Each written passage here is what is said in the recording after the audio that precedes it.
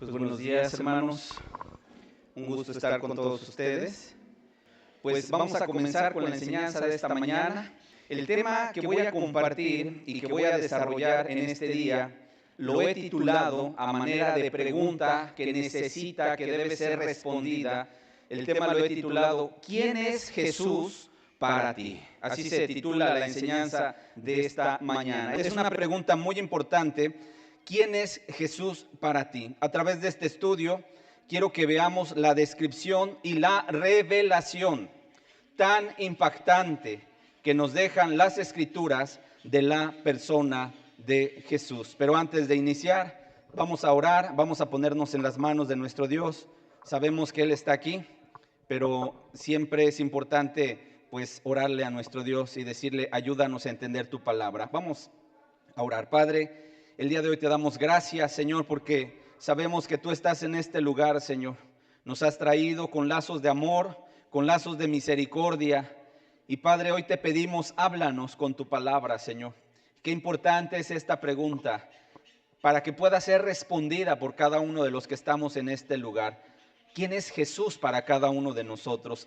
Háblanos con tu palabra, que cada pasaje de la Escritura que se cite pueda arrojarnos luz, pueda traer bendición a nuestra vida, Señor. Puedas abrir el panorama y nos quede perfectamente claro quién es nuestro Señor Jesús para cada uno de nosotros. Te lo pedimos en el nombre de Jesús. Amén y amén.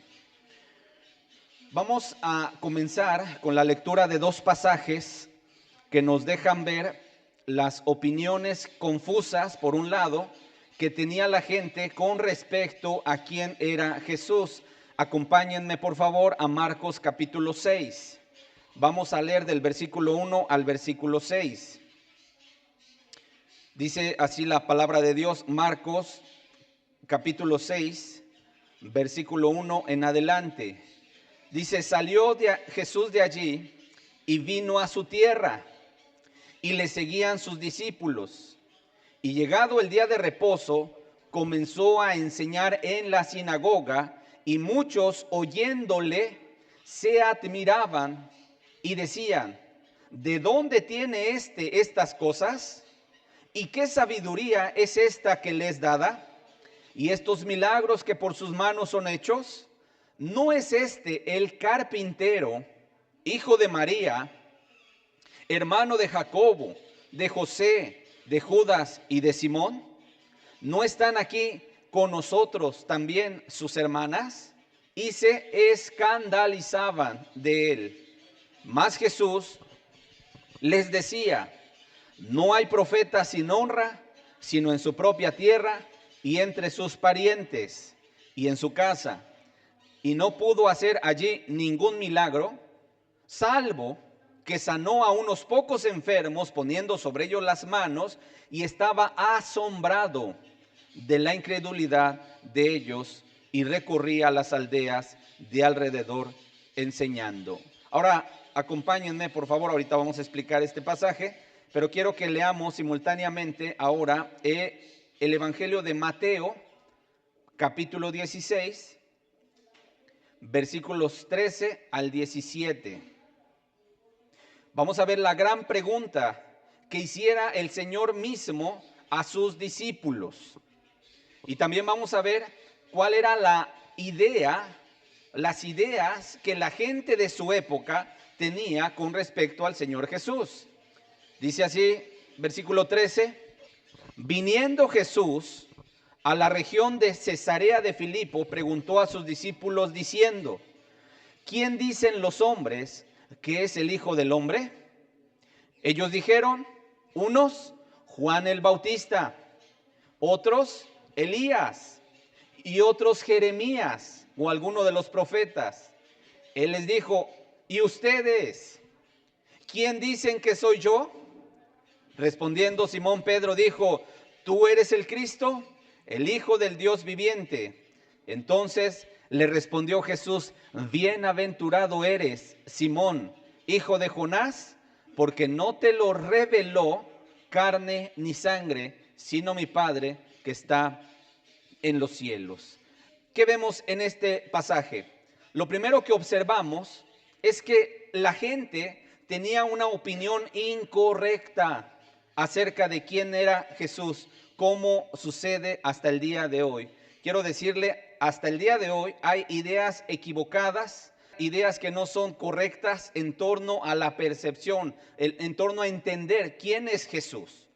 Incluso, podría decirlo, algunas de las formas incorrectas se dan aún dentro de las mismas religiones. Por ejemplo, el Islam concibe a Jesús como un profeta solamente y lo pone a la altura de Abraham, Moisés, Jesús y Mahoma. Imagínese usted. Para el budismo, Jesús fue un ser iluminado. Para el hinduismo, Jesús fue un gran maestro que trajo enseñanzas buenas para la humanidad. Y bueno, así nos podríamos ir enumerando y enlistando cada una de las formas distintas, pero incorrectas, de ver a Jesús. Para otros era un mentalista, para otros un revolucionario que quiso cambiar varios aspectos de la vida de su época. Para otros fue un moralista que vino a enseñarnos lo bueno y para aborrecer también lo malo.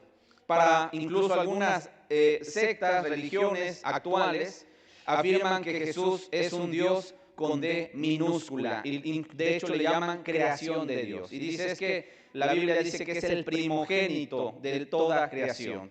Y dicen, bueno, entonces no es Dios con D mayúscula, sino Dios con D minúscula. Y vuelvo a repetirte, la lista es bastante larga de la confusión que hay en torno a Jesús. Aún dentro de las mismas religiones, en ocasiones han catalogado, han asemejado a Jesús como si se tratara de un banco. La gente dice, bueno, yo voy a la congregación, yo voy a dejar mi diezmo, voy a dejar mi dinero, voy a dejar mi ofrenda, porque yo sé que Dios me lo va a multiplicar. Y en ocasiones hay grupos, denominaciones que han enseñado así: usted traiga su dinero, que Dios se lo va a multiplicar.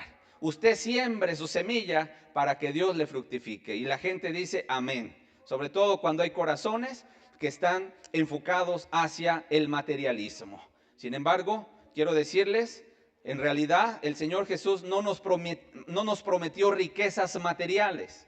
Lo que sí nos prometió fue riquezas espirituales. ¿Estamos de acuerdo? Lo que vamos a ser ricos es en lo espiritual. Y para mí es lo que me importa, no tanto la cuestión material. ¿Ok? Ahora, leíamos anteriormente dos pasajes que quiero explicarlos brevemente. Cuando el Señor Jesús llegó a su tierra, donde se había criado, dice Lucas, y cuando entendemos eso, leemos eso, lo que significa es que la gente que estaba reunida en la sinagoga ese día era gente que conocía a Jesús desde pequeño. ¿Estamos claros? Y miraron cómo fue creciendo y se hizo un joven y se hizo un adulto, de tal manera que la gente lo ubicaba. Y dice que cuando empezó a enseñar en la sinagoga de ellos, usted lo puede revisar, repito, Lucas 4 del 16 al 21, cuál fue el mensaje que predicó el Señor Jesús. Dice la escritura de Marcos 6 que la gente que le escuchó se admiraba de su sabiduría. Pero la gente se preguntaba, ¿no es este el carpintero? Y yo quisiera que nos remontáramos un poquito a la época. En ocasiones conocemos a nuestros vecinos, ¿verdad que sí? ¿Qué sucedería que a lo mejor el carpintero de la esquina o la persona que se dedica a hacer tal o cual oficio de repente se levante y empiece a señalar y a decir declaraciones que lo identifican a él como un ser divino? ¿Qué pensaría usted? Que la persona de la esquina, el carpintero de la esquina, de repente se parara en una congregación como esta y le dijera, bueno, pues nada más y nada menos, aquí está el ungido de Dios. ¿Qué diría usted? ¿Amén? ¿O diría, qué pasó? ¿Cómo que el ungido de Dios? ¿Quién es este? ¿No es el carpintero? ¿Sería o no sería nuestra misma reacción como la fue en ese momento? Sería la misma. ¿Quién es este? ¿No es el carpintero? ¿No es este hijo de María, hermano de fulano, de perengano y de mengano? ¿No sus hermanas están aquí casadas en medio de nuestra comunidad? Y se escandalizaban. En otras palabras, no podían creerlo. No podían creerlo. Y una de las cosas que me llama mucho la atención de este pasaje es que al final dice que el Señor Jesús les dijo que no hay profeta sin honra, sino en su propia tierra y entre sus parientes y en su casa. Y dice el verso 5, no pudo hacer allí ningún milagro. ¿Y por qué Jesús no hizo ningún milagro allí? Lo dice ahí el texto. Dice, salvo que sanó a unos pocos enfermos, poniendo sobre ellos las manos. Pero estaba asombrado, ¿de qué? De la incredulidad de ellos. ¿Cuántos decimos amén? Cuando la gente no le cree a Dios, se queda sin bendición. ¿Estamos de acuerdo? ¿Por qué? Porque la Biblia nos dice en Hebreos capítulo 11, versículo 6, que sin fe es imposible agradar a Dios. ¿Estamos de acuerdo? Porque el que se acerca a Dios no tiene que venir con una mentalidad incrédula. Bueno, yo me acerco a Dios, pero quién sabe si quiera ayudarme, quién sabe si quiera salvarme, quién sabe si tenga buena voluntad para conmigo. Bueno, esas expresiones hasta son ofensivas delante de nuestro Dios. Cualquier persona que viene tiene que tener una confianza en que Dios me quiere bendecir. Y yo creo, hermanos, que Dios nos bendice cuando nos acercamos de esa manera. Sin embargo, en ese momento, a causa de la incredulidad y de haberse escandalizado de Jesús, él no pudo hacer allí ningún milagro. Y eso es algo muy importante que nosotros lo debemos entender. Ahora, por otro lado, cuando Jesús estaba en la región de Cesarea de Filipo, se detuvo para preguntarle a sus discípulos acerca de lo que decía la gente de él. ¿Qué pensaba la gente sobre su persona? Y la respuesta de sus discípulos fue, bueno, la gente del pueblo piensa que tú eres Juan el Bautista. Pero otros decían, no, es Elías. Otros decían, no, ni Juan ni Elías, es Jeremías. Y algunos decían, no, bueno, ni Juan, ni Elías, ni Jeremías, es alguno de los profetas. De tal forma que podemos decir que había muchas formas incorrectas también de mirar a Jesús. Sin embargo, en este momento el Señor se voltea a ver a sus discípulos, los que le importaban. Obviamente la gente de alrededor le importaba y mucho a Jesús. Sin embargo, estaba capacitando a sus 12 discípulos y se voltea y les pregunta y les dice, ¿y ustedes quién dicen que soy yo? Y se levanta Pedro y le dice, tú eres el Cristo, el Hijo del Dios viviente. Y hermanos, yo les puedo decir, qué declaración tan más fuerte hizo en este momento el apóstol Pedro. Imaginémonos por un momento, un Jesús que ¿qué hizo desde su llegada a la tierra hasta la edad de 30 años? ¿Qué dice la Biblia que hizo? ¿Han leído en la Biblia? ¿Qué hizo?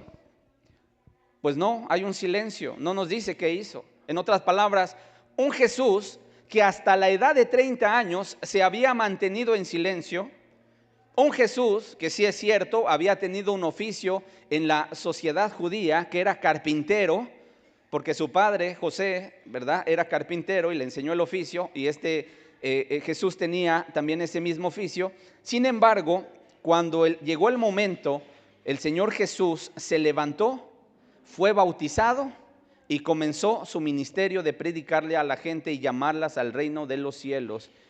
E inmediatamente comenzaron a ver sus seguidores el poder, la unción y la autoridad con la que enseñaba y con la que él vivía. Por eso se levanta Pedro y declara una de las verdades tan importantes sobre nuestro Señor Jesús. Le dijo, tú eres el Cristo, el Hijo del Dios viviente. Ahora, para que tengas una idea de esta declaración, de manera rápida también, vamos a ver qué significa la palabra Cristo. Y para los que están anotando, anótenle.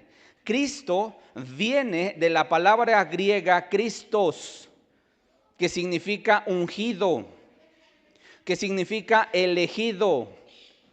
Esta palabra griega, Christos, es el equivalente de la palabra hebrea Mesías o Mesías, por lo cual nosotros debemos entender que Cristo significa el Mesías, el Redentor enviado por Dios para salvar a la humanidad. ¿Estamos claros? Ahorita vamos a ir describiendo todavía un poquito más a detalle estos aspectos. Algunos dirán, bueno, entonces Cristo no es el apellido, Jesús es el nombre y Cristo es el apellido. No, Jesús es el nombre que le fue dado tanto a María como a José por el ángel para que se le llamara así al bebé que iba a nacer. ¿Estamos de acuerdo?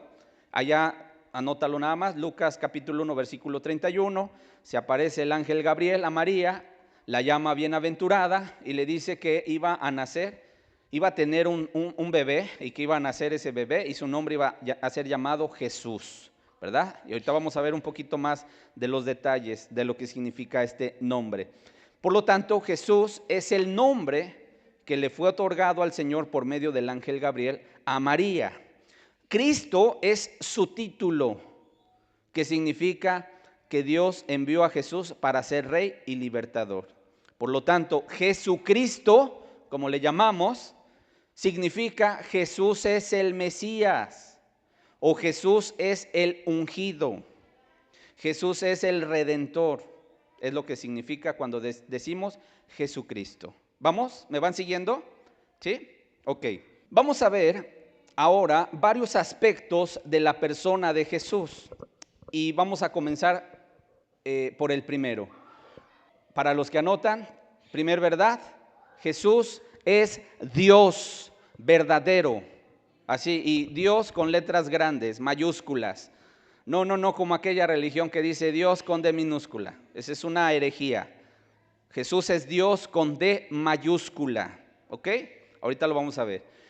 Josh McDowell, en su libro titulado Más que un carpintero, para los que tal vez no lo hayan leído, yo se lo recomiendo mucho. Es un libro que nos deja a la reflexión muchos aspectos de la vida de nuestro Señor Jesús.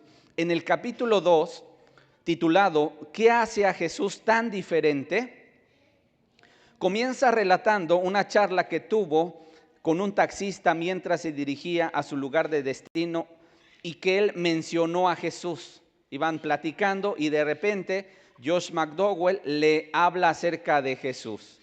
Y entonces el taxista le dice, y quiero comenzar la cita, dice, no me gusta discutir de religión, en especial de Jesús.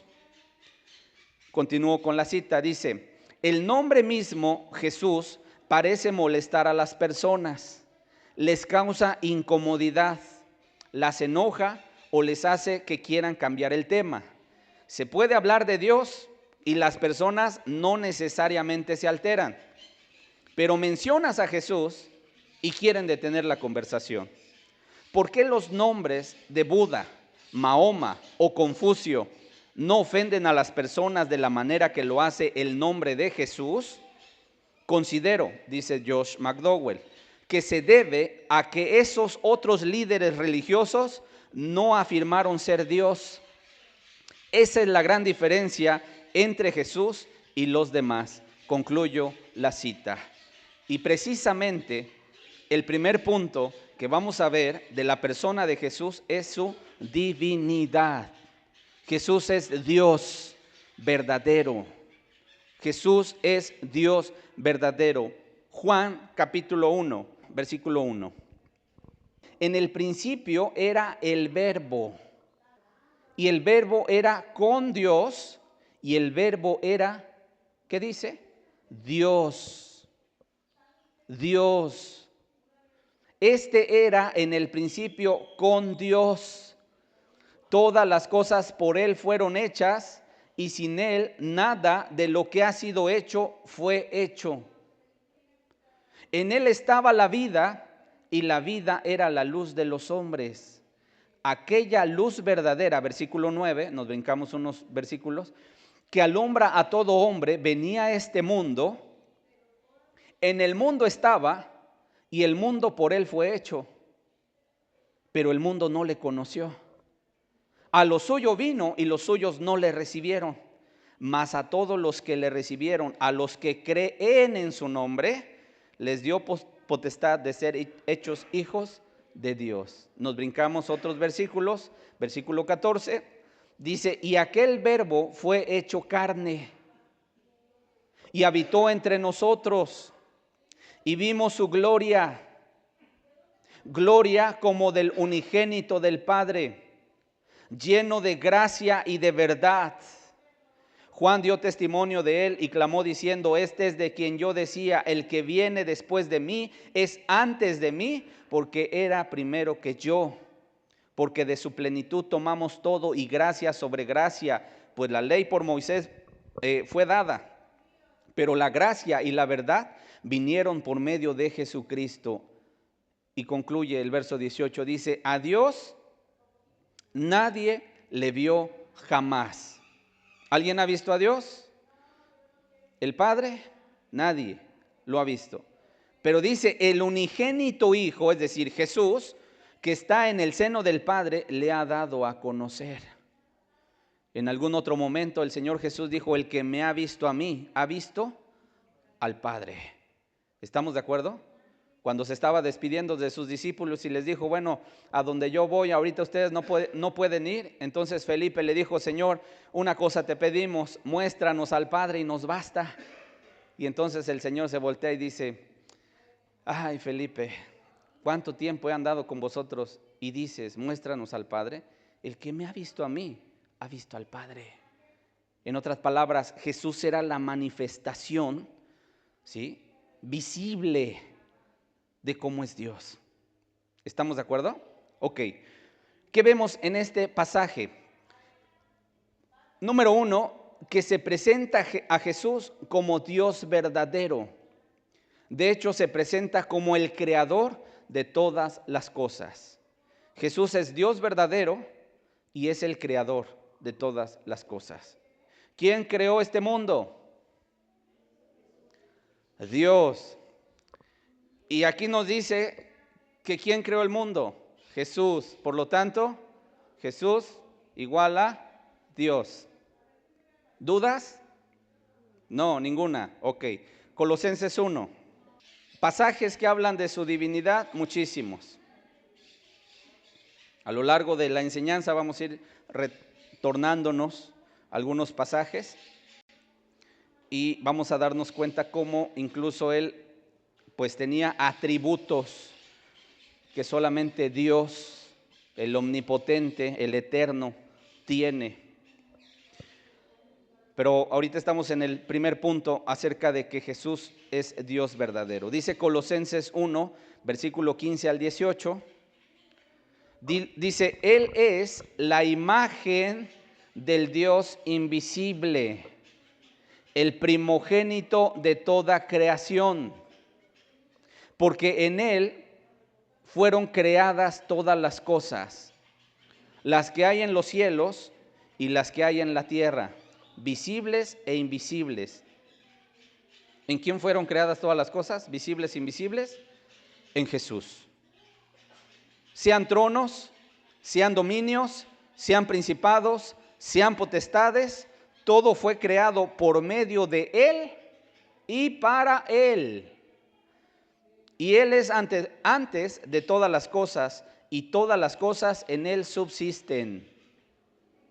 Y Él es la cabeza del cuerpo, que es la iglesia, el que es el principio, el primogénito de entre los muertos, para que en todo tenga la preeminencia. ¿Estamos claros? Digo, estos pasajes están bastante claros. Ahora, por ejemplo, esta religión que anda tocando las puertas, cuando lee un pasaje así, dice: ya ves, ahí dice el primogénito de toda creación. Eso significa que Jesús fue el primer ser creado. Y cuando nosotros entendemos esa palabra primogénito en ese contexto, no está diciendo que Él fue el primer ser creado, sino que Él es la esencia. Eso es lo que nos quiere decir aquí la Escritura, que de Él proviene todo. Por eso dice que Él hizo los cielos y la tierra, las cosas visibles e invisibles, y todo fue creado por medio de Él. Es la esencia, la fuente. ¿Dónde está la vida? Lo acabamos de leer en Juan. En Él estaba la vida. ¿Estamos de acuerdo? Y bueno, con estos pasajes podemos echar por tierra todas aquellas teorías de la evolución y todo aquello que niega la existencia de un Dios inteligente, sabio, eterno y que nos creó con un propósito. Porque usted llega a la universidad y de repente le dicen, bueno, es que, a ver, ¿cómo existimos nosotros como raza humana o como planeta? Bueno, es que hace millones y millones de años hubo una explosión en el universo que se llama la teoría del Big Bang, y los jóvenes que están aquí seguramente han escuchado de eso. ¿Y qué es la teoría famosa del Big Bang? Bueno, que hace millones y millones de años hubo una explosión allá cósmica y explotó, ¿verdad? Esa explosión. Y de ahí salieron los planetas, de ahí salieron las estrellas, y de ahí salió el universo, las galaxias, etcétera, etcétera. Y tú le preguntas al científico que te está diciendo eso, bueno, ¿y quién estuvo hace miles y millones de años atrás para que usted me venga a decir eso? No, bueno, es una teoría. Ah, entonces si es una teoría, es un acto de fe. Tenemos que creer porque es teoría. Bueno, sí, algo así tenemos que aplicar. Bueno, para fe, mejor mi Biblia. Génesis 1:1, en el principio creó Dios los cielos y la tierra. Y si alguien viene y me dice, ¿pero quién estaba ahí? Pues Dios, ¿o no? Y el autor de la creación es Dios. Y entonces así quitamos de nuestra mente todas aquellas ideas incorrectas que en ocasiones quieren sembrarse de manera pues inapropiada, ¿verdad? Entonces, si vamos a temas de fe, yo le creo a la Biblia, porque si alguien estaba en el principio, pues era Dios, ¿verdad? Ok, vamos hasta aquí, ¿me van siguiendo? Ok, la segunda verdad que vemos, obviamente todo esto lo estamos sacando de las Escrituras, es que ese Dios verdadero se hizo hombre para habitar en medio de nosotros, para enseñarnos el camino de regreso, de vuelta a Dios, para hablarnos de la verdad y para darnos vida. Juan 14:6, ¿qué dice? Jesús dijo, yo soy el camino, la verdad y la vida. Nadie viene al Padre sino por mí. Y por ahí los ecuménicos dicen, bueno, pero ¿por qué tan excluyente Jesús? Como que el camino, el ecumenismo dice que bueno, todos los caminos llevan a Dios, ¿verdad? Pero no es cierto, solamente un camino. Jesús no dijo, bueno, yo soy uno de los caminos, como si lo dijeron tal vez Buda, Confucio y todos aquellos líderes que intentaron guiar al hombre. Sin embargo, ellos fallaron. Yo cuando leo la Biblia y me doy cuenta de la vida excepcional del Señor, puedo entender que solamente hay un camino que es Jesús. Y no solamente dijo, yo soy el camino, también dijo, yo soy la verdad y yo soy la vida. Y también dijo, y nadie viene al Padre sino por mí, a través de mí. Y aquí, bueno, quedan pues en punto y aparte, ¿verdad? María y los santos. Porque en ocasiones la gente les ruega, les reza. No, para llegar a Dios no hay que pedirles a ellos, hay que pedirle a Jesús, ¿verdad? Porque no hay otro nombre dado a los hombres en la tierra a través del cual podamos ser salvos, solamente Jesús. ¿Estamos de acuerdo? Solo Jesús. Ahora vamos a Filipenses capítulo 2, versículo 5 al versículo 8. Aquí vamos a reforzar esta segunda verdad que yo te estoy dando, de que Jesús es Dios verdadero, sin embargo se hizo hombre para habitar en medio de nosotros, para enseñarnos el camino de vuelta a Dios y todo lo que ya te comenté. Filipenses 2, versículo 5 dice, haya pues en vosotros este sentir que hubo también en Cristo Jesús, el cual siendo en forma de Dios, no estimó el ser igual a Dios como cosa a que aferrarse, sino que se despojó. Esas palabras son muy claves, ¿sí?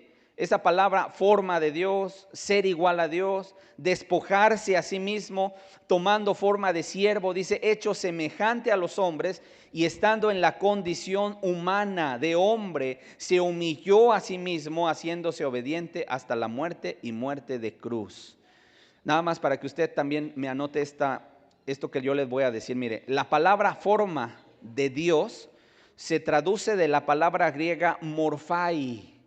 Morphai, esa palabra forma es la palabra griega morphai. ¿Qué significa morphai?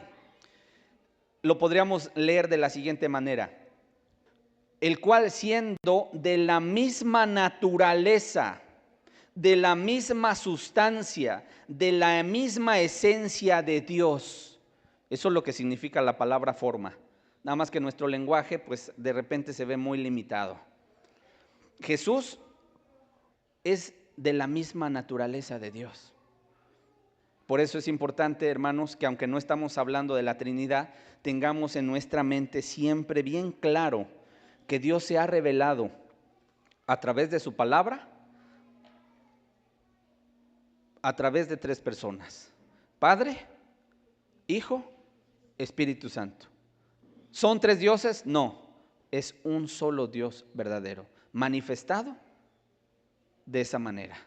Y si lo entendemos, entonces cuando vayamos a las Escrituras, vamos a entender los pasajes. De repente la gente dice, bueno, a ver, si Jesús estaba en Getsemaní y Él es Dios, ¿a quién le oraba? Pues al Padre. ¿O no? Porque si no se entiende esto, entonces vamos a entrar en muchas confusiones. Y de hecho, pues hay muchas herejías también, de las cuales nosotros hay que evitar caer en eso. Ahora, la palabra forma, repito, forma de Dios se traduce de la palabra griega morphai, que significa naturaleza o sustancia o esencia, lo cual nos vuelve a colocar a Jesús como Dios verdadero. Ahora, cuando el Padre toma la decisión de enviar a su amado Hijo al mundo para que viniese a salvar a la humanidad, Jesús tomó una forma humana como la tuya y como la mía. Y yo podría decir, qué bendición.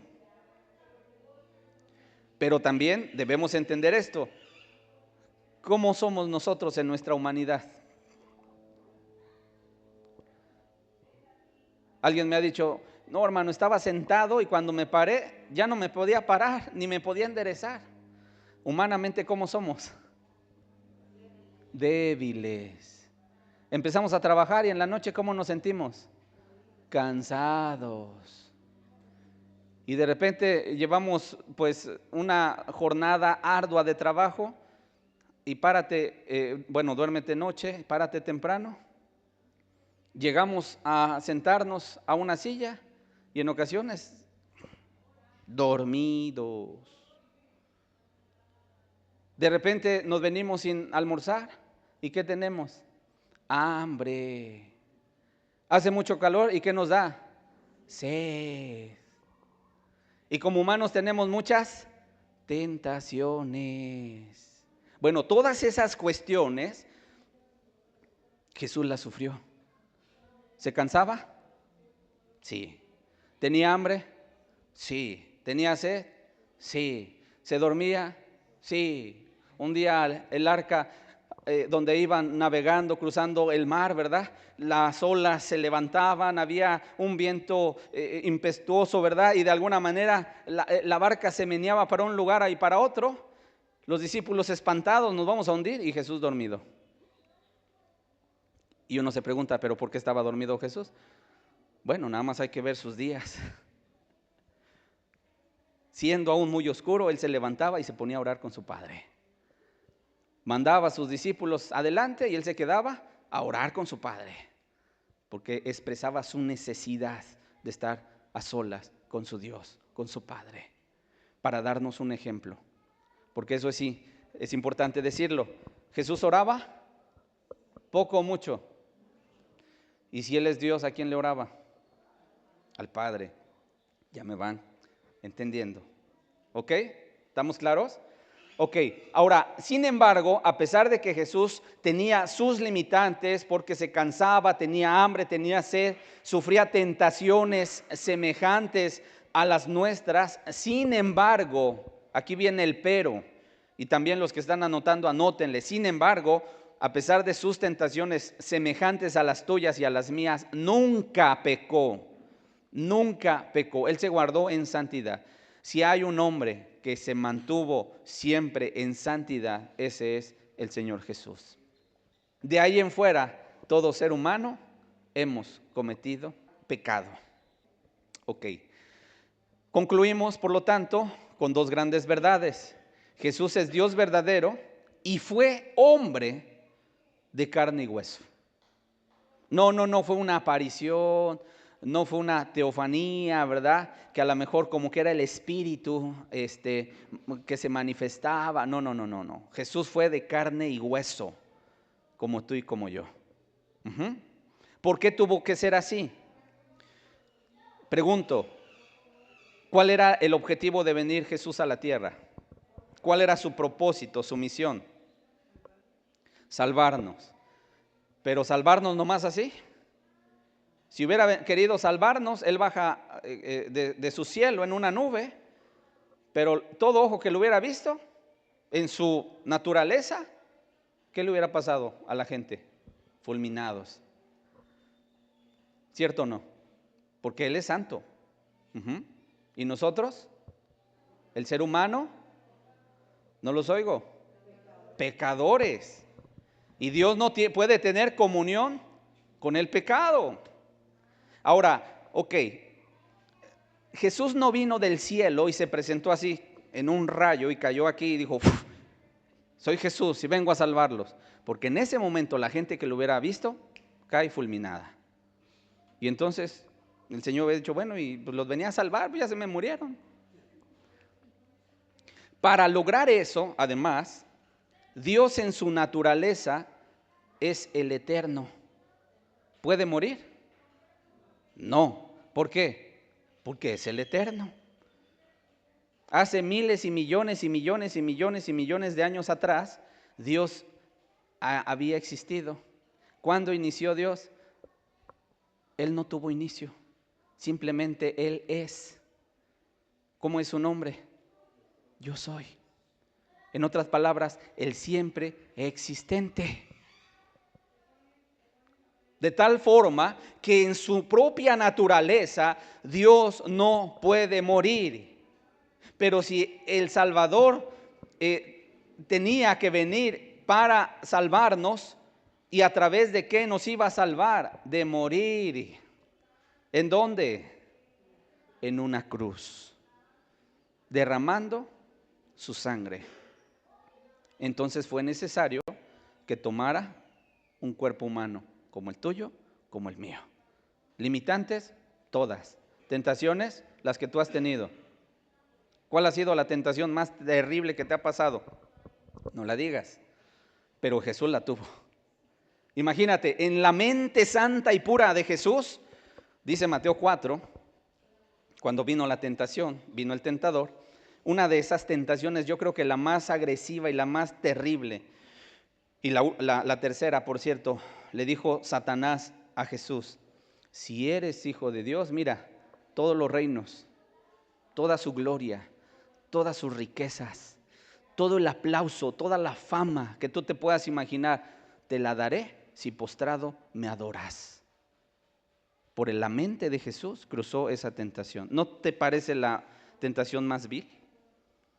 ¿Qué le dijo Jesús? Le dijo, vete Satanás, porque escrito está, al Señor tu Dios adorarás y a Él solo servirás. ¿Pecó? No. ¿Fue tentado? Sí. ¿Qué sintió? Feo. Así como tú has sentido feo cuando de repente vienen esas tentaciones y dices, no quiero esto. Pero en ocasiones viene el tentador, ¿cierto o no? Bueno, ahora, volviendo al punto. ¿Por qué era necesario que Jesús viniese en naturaleza humana? Porque el Salvador tenía que poner su vida por cada uno de nosotros para salvarnos. 2, porque se identificó con nuestras debilidades. ¿Cuántas veces en ocasiones no andamos diciendo, ay, pobrecito de mí? ¿Cuántos problemas? ¿Cuántas tentaciones? ¿Cuántas adversidades? Y en ocasiones, dime si no es cierto, empezamos a buscar a Dios y pareciera que se desata toda una oleada de adversidades. Apenas la persona está levantando la mano a ver quién quiere entregar su vida a Dios y está levantando su mano, ya Satanás está afuera esperando con sus demonios. Dice, a ver, vamos a ver si de veras. Y sale la persona y ya tiene el problema familiar, ya lo están corriendo del trabajo, ya la enfermedad, ya el problema económico, ya lo que tú quieras. Ha venido gente que me ha dicho, hermano, desde el momento en que me entregué a Dios, no sabes cómo se me han multiplicado todas mis adversidades. Y yo le digo, pues el Señor Jesús nos advirtió que así iba a ser. ¿Cuál es el problema? Nada más agárrate de Jesús. Pero entonces no estoy haciendo mal, no, mal hacías antes, pero pues Satanás andaba contento. Ahora que te has vuelto a Dios, pues entonces a Satanás ya no le gusta la situación y por eso viene y te ataca. Pero es buena señal. Así que sigue para adelante. Número 3, porque debía ser semejante a nosotros. Hebreos 2, por favor, versículos 17 y 18. Dice, por lo cual debía ser en todo semejante a sus hermanos, para venir a ser misericordioso y fiel sumo sacerdote en lo que a Dios se refiere, para expiar los pecados del pueblo. Pues en cuanto él mismo padeció siendo tentado, es poderoso para socorrer a los que son tentados. Y yo digo amén. Y yo digo gracias, Jesús. Porque por cuanto él padeció la tentación y entendió lo que significa ese batallar, en ocasiones que el diablo viene y te quiere jalar a lo malo, o a veces desde tu propia carne. No lo puedo decir del Señor Jesús, porque su naturaleza era distinta. Y ahorita les voy a decir por qué. La naturaleza humana está inclinada al egoísmo. Pero, nada más te adelanto rápidamente, el Señor Jesús fue encarnado en el vientre de María. Es decir, José y María no tuvieron intimidad. Jesús ya existía, Él es siempre existente, pero se tuvo que tomar un cuerpo como el tuyo y como el mío para identificarse con nosotros, pero su naturaleza no estaba inclinada como sí lo está nuestra naturaleza al egoísmo y al pecado. Esa es la diferencia. Pero lo tentó Satanás, sin lugar a dudas. ¿Venció? Sin lugar a dudas. ¿Sintió feo? Sin lugar a dudas. Por eso, por cuanto él mismo padeció siendo tentado, ahora es poderoso para socorrer a los que son tentados.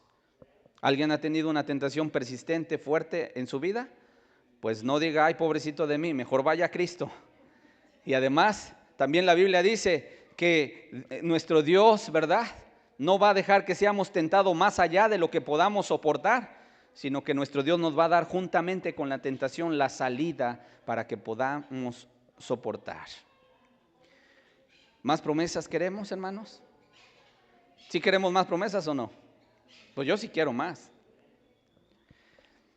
Seguimos avanzando en este segundo punto, de que Jesús tomó un cuerpo humano, semejante a nosotros. Ahora, al tomar un cuerpo humano, pues, ¿cómo le iba a hacer?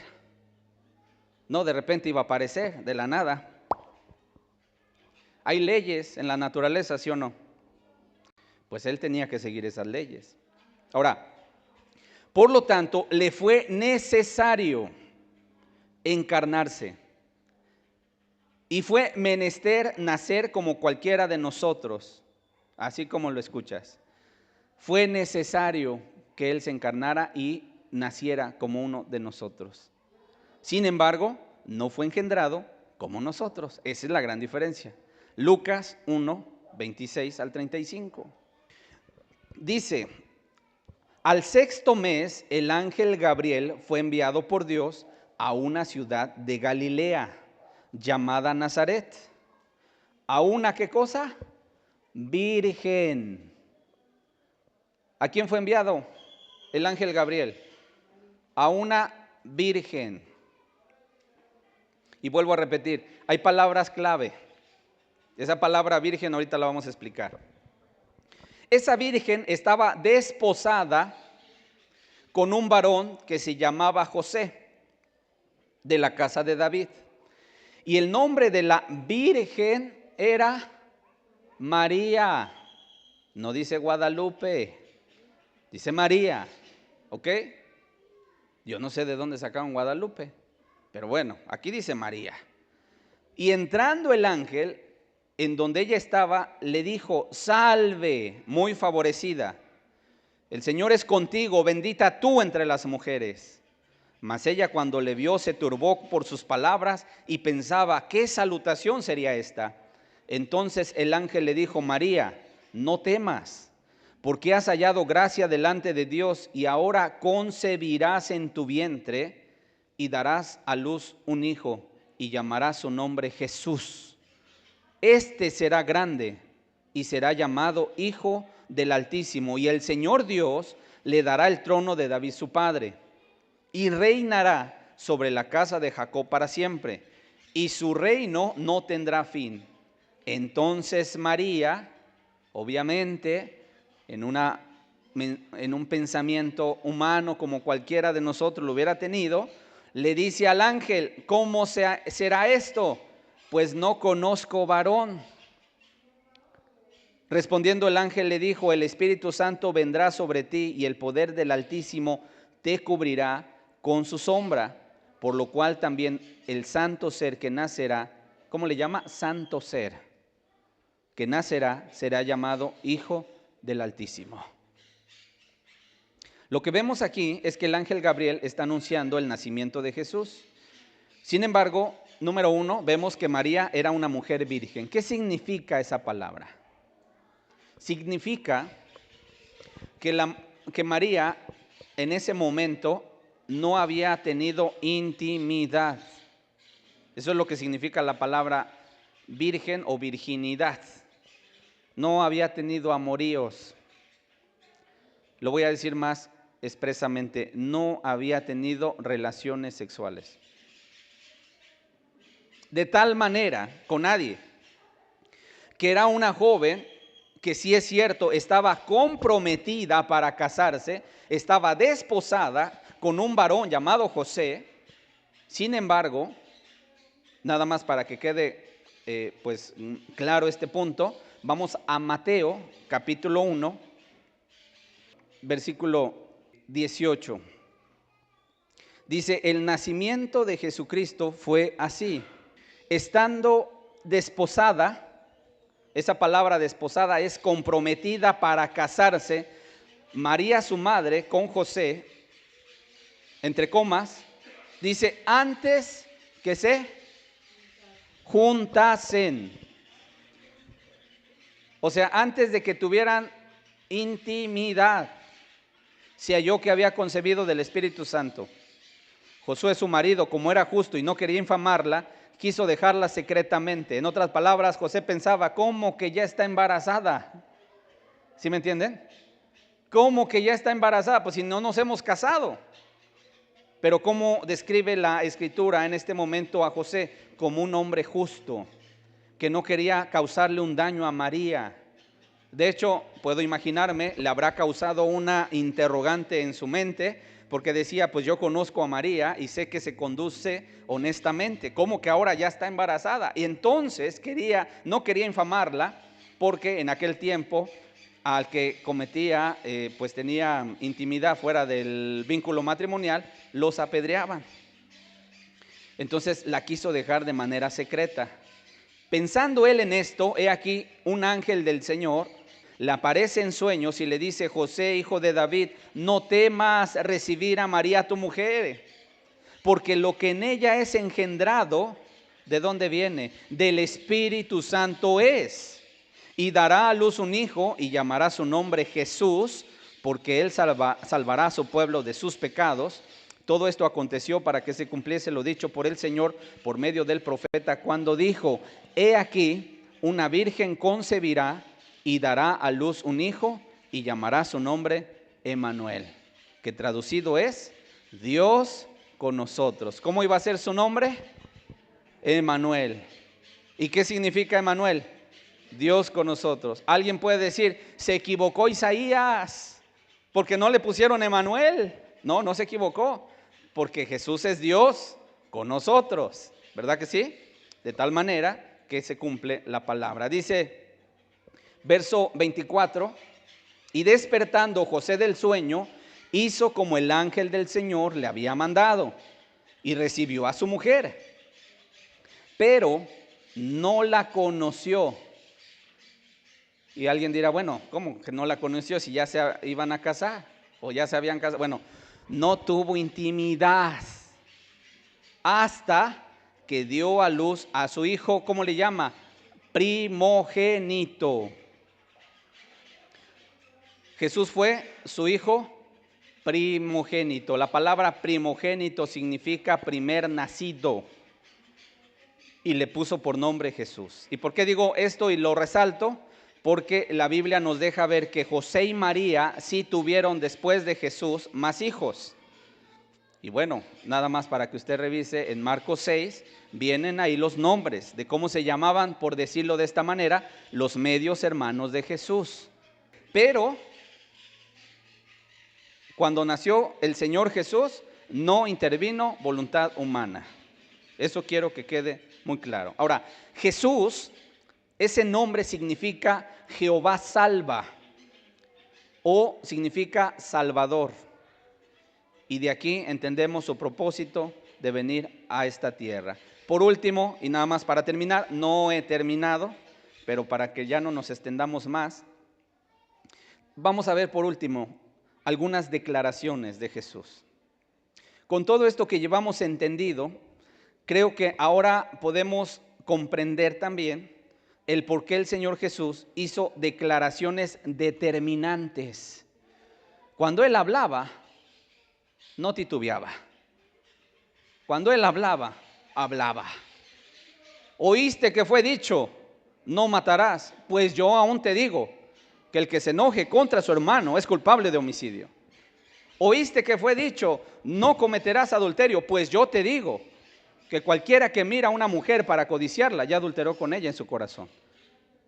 Cuando la gente oía eso, decía: Dios mío, este hombre habla como quien tiene autoridad. Claro, pues es Dios. ¿Estamos claros? Por cierto, Él no se iba por las ramas. Él llegaba en la noche. Por ahí un fariseo, un rabino llamado Nicodemo,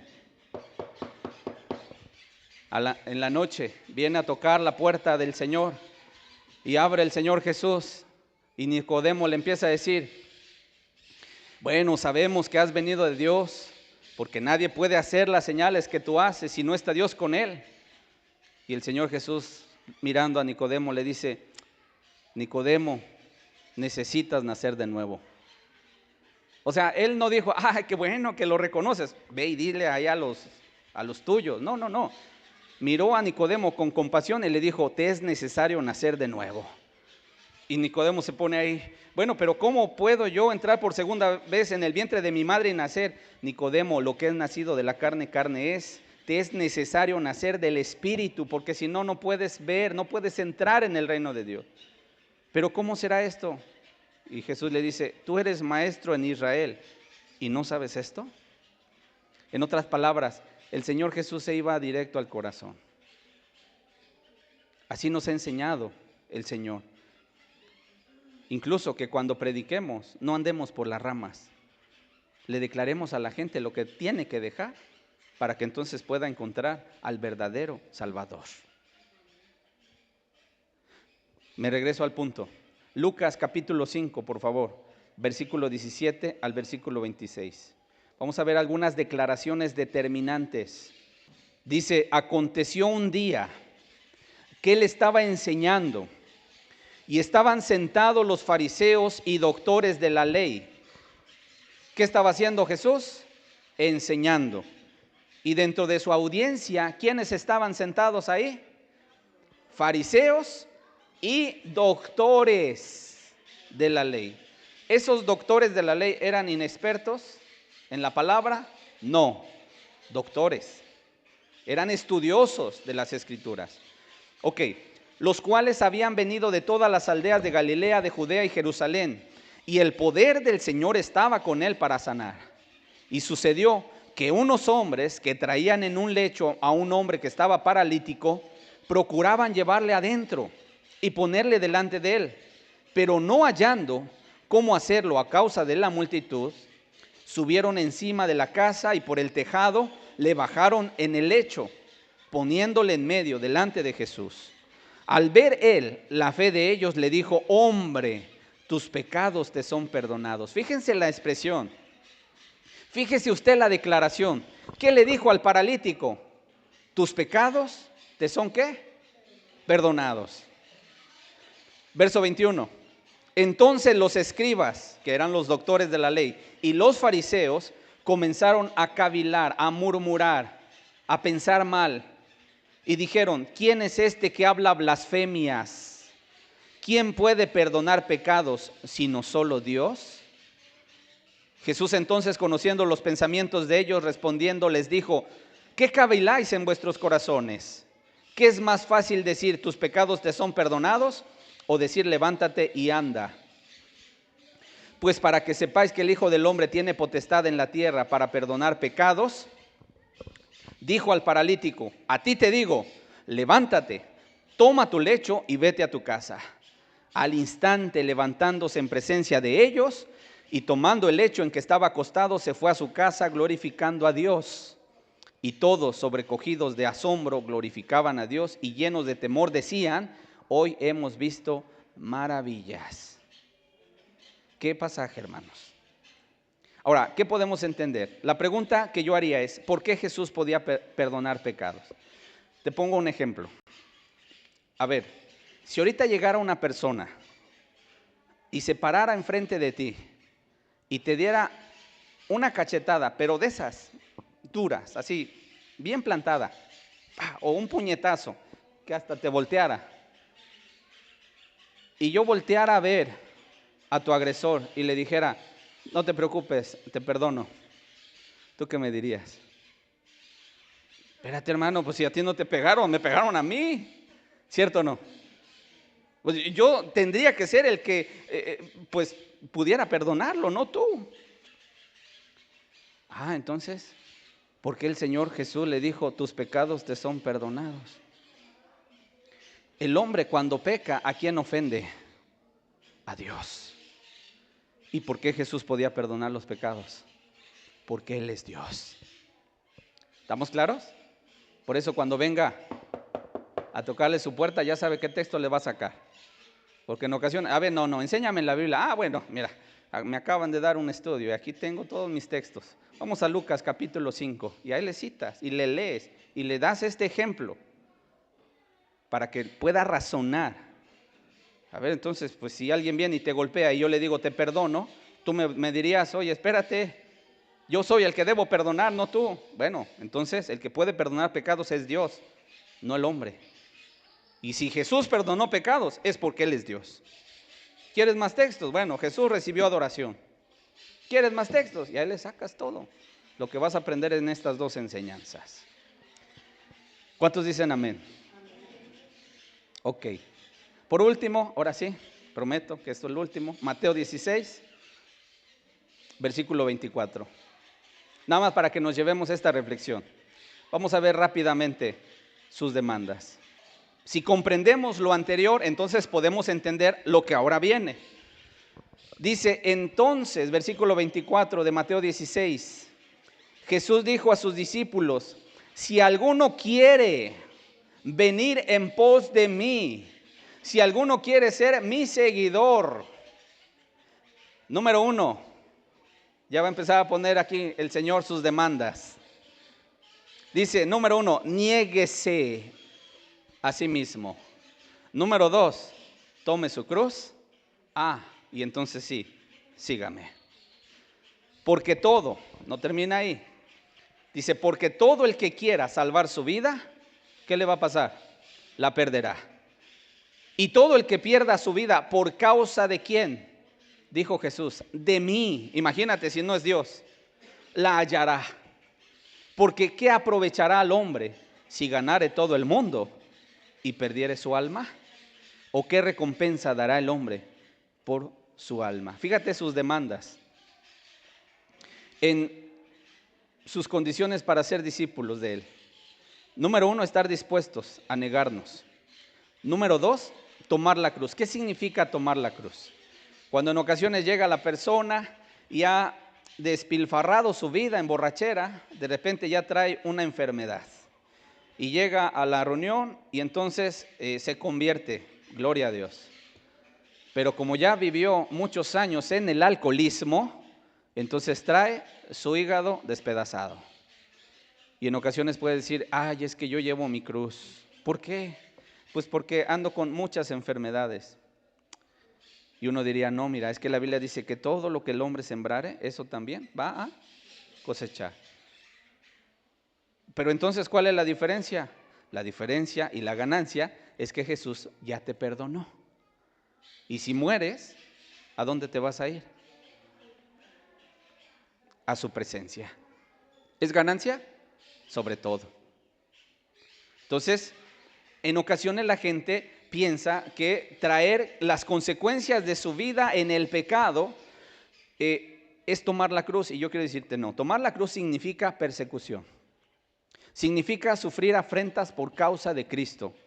Significa estar dispuestos a ir a la muerte en dado caso de que se acabara la libertad de buscar a Dios, como sucedió al principio de la era cristiana.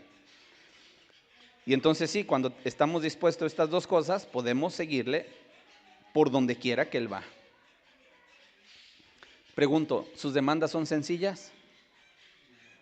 No. Por eso en ocasiones hablar de Dios es hablar del amor de Dios, pero también es necesario poner la balanza justa.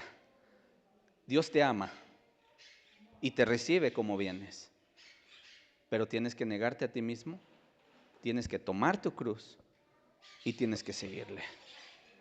Y es ahí cuando mucha gente en ocasiones dice, hermano, no, entonces ya no, porque ya me pusiste bien claro el panorama y como que así ya no me gustó. Y lo único que decimos, bueno, es que es el estándar que Dios ha puesto. ¿Tú te puedes imaginar que la gente llegue con sus pecados al cielo? ¿Te puedes imaginar un cielo donde estaremos todos sentados en la mesa, verdad? Y se está sirviendo la cena, ¿verdad? Ahí y estemos todos conviviendo, pero de repente haya entrado el chismoso y diga, no, mira, ¿a poco fulano también llegó? No, pues si hubieras visto cómo era allá abajo en la tierra. ¿Tú pensarías que el cielo seguiría siendo cielo? Que estuviera ahí el codicioso mirando a ver quién trae el mejor traje. No, mira, esa Angelita, ¿no? O el envidioso. Sí, mira, a fulano que cuando se paró a hacer las cosas, mira, está más cerca de Jesús y yo hasta acá, hasta atrás. ¿Seguiría siendo cielo? Por eso Dios nos pide que dejemos todo pecado, para entonces sí poder estar en su presencia. No son demandas sencillas, hermanos. No son demandas sencillas, pero también el Señor Jesús nos ha prometido ayudarnos. Y bueno, hasta aquí me detengo, todavía no termino la enseñanza. Vienen sus promesas, porque no solamente hay que decir cuál es el estándar y el llamado es alto, sino también hay que enseñar las promesas que Él nos ha dejado para poder llegar al final, ¿sí? Y bueno, pues hagamos una oración. Todavía no concluyo, pero vamos a continuar si Dios nos presta la vida para la próxima semana. Llévate en tus pensamientos la pregunta del estudio: ¿quién es Jesús para ti? ¿Sí? ¿Es tu Salvador? ¿Es tu Señor? ¿Es tu Dios? ¿Es aquel que merece todo de ti? ¿O es una religión solamente? Tú tienes que llegar a darle a Dios una respuesta. Obviamente el estudio lo concluiremos para la próxima semana, pero llevémonos esta reflexión. Y Padre, hoy te damos gracias, Señor. Gracias por tu palabra, porque tu palabra es revelación, porque a través de tu palabra tú te has dado a conocer a nosotros como raza humana. No andamos como a tientas buscando. No andamos como Job un día dijo: ¿quién me diera dónde hallar a Dios? Yo iría hasta su silla. Tú eres un Dios que te has dado a conocer al ser humano. Y cuando leemos en tu palabra quién es Dios, quién es Jesús, una cosa podemos decir: maravilloso es. Y una cosa podemos decir también: dichosos somos aquellos que hemos conocido y que le hemos entregado nuestra vida. Graba esta pregunta para que todos nos vayamos a contestarla. ¿Quién es Jesús para mí? Gracias por el estudio y ayúdanos a llegar a casa con bien, a seguir meditando y a estar en tu presencia. En el nombre de Jesús. Amén y amén.